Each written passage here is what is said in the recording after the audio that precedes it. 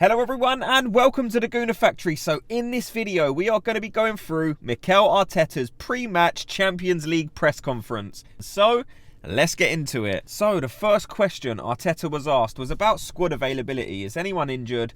And he said that Fabio Vieira had a problem with his groin and that he had to have a small operation. And he also said that he expects him to miss a few weeks, which is a shame, as these type of cup games is probably where Arteta sees these sort of fringe players like Fabio Vieira just picking up some minutes.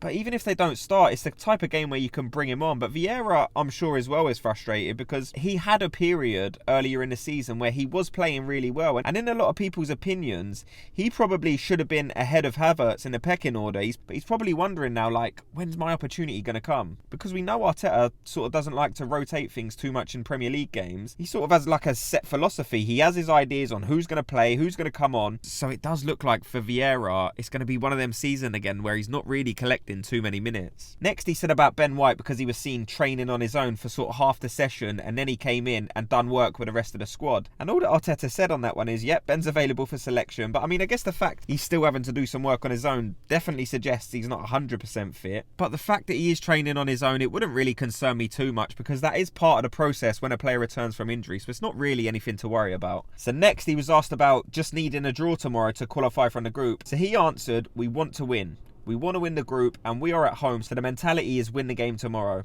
And look, if we do win tomorrow, that does mean we win the group, so that's massive for us. And that gives you a chance to play a weakened squad to rest some of the players for the weekend game. So to the people suggesting that Arteta should play a weaker squad tomorrow because we still have 2 games to qualify, I don't understand. I think you need to get the group wrapped up as quick as you can, then take the easier game further down the road. Because if we do play a full strength team tomorrow, the 2 games after we have are Wolves at home, then Luton away, which are definitely more favourable than the 2 games after the last group game against PSV away. So if you do have to play like a full strength team there because we haven't wrapped up the group already, you have after that Brighton at home, then Liverpool away. So to anyone saying, yeah, just play a weaker team tonight and sort of rest the players, I don't think you're looking further down the line at who we got coming up. We have to win this game tonight just so we can rest players for the big games we have coming up. So another thing Arteta was asked was this. There's been a lot of talk about Arsenal maybe not being as exciting to watch going forward, and it feels like the games are not as open. Is that something that he feels? And his answer was,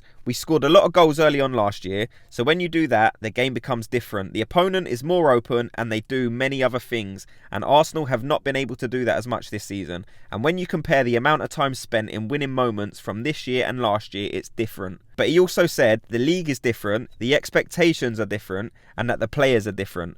But the most important thing is that we just keep winning. And I like that question because it is something we're all thinking, like, why are we not quite as expansive as last year? Why are we not moving the ball as quickly? Why are we not seeing as many intricate link-up plays? But also, why are we defensively stronger, but in attack we maybe lack that cutting edge that we had last season? But I do think he has a valid point in that the players are different, so that will automatically alter the way we play slightly. But in terms of we scored more goals early last season, I mean, I'm not sure on that stat, so I'll have to go with it. But from what I can remember, even in sort of some of them games where it was 0-0 after half time, you could still see that Arsenal had that flair, they had that quickness of play, that hunger as well. So in my opinion, last season maybe took it out of them a bit. That's the first time Arsenal have been title challengers in years, and you're so close and then you fall at the last hurdle, so maybe that's taken a little bit out of them. But also, something else Arteta said is true, the expectation is now different. But that's not only from your own fans, but it's to the other teams as well. They know that you are now one of the best teams in the league, so they're not just going to leave gaps, and they're not going to be quite as ambitious as they were at the beginning of last season when everyone kind of still saw Arsenal as this soft touch. They now know this is a legit team. We need to be careful, and the lesser teams are thinking, listen, if we stay tight, don't let no one in, we'll get a draw and then we'll go home. So the reason we haven't been quite as fluid in attack this season is because teams are realising, look, don't give this player space. But it's now up to the Arsenal players to show, no, we can still do it. And that's sort of where I think we do need to improve a little bit.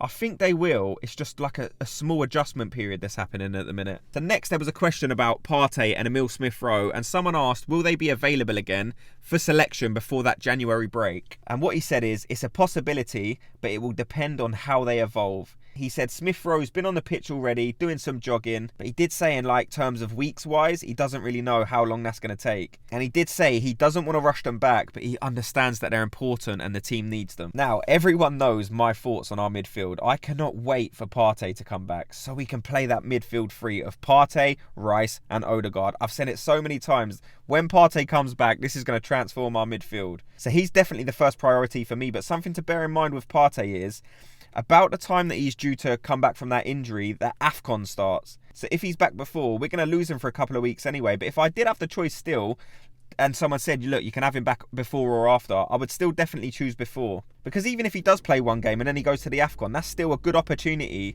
for him to get straight up to speed. And then by the time he comes back, he's already at the level you need and you can chuck him straight in and start playing him for 90 minutes. Whereas if he comes back after, you need to give him a couple of weeks, giving him limited minutes. And then by the time he comes back, it's nearly March already. So yeah, hopefully Partey for sure can come back before January.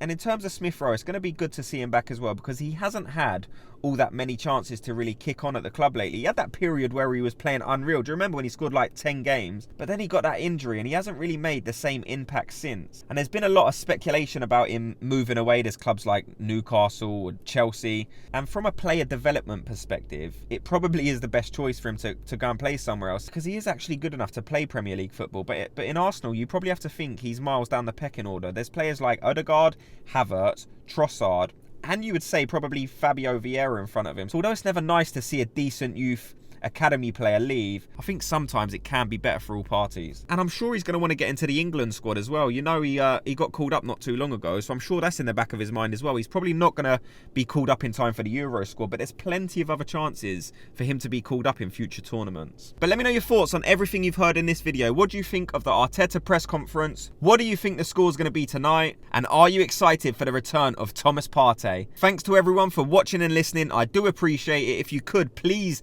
quickly hit that like and subscribe button, and I'll speak to you all in tomorrow's video. Gooners, have a good day.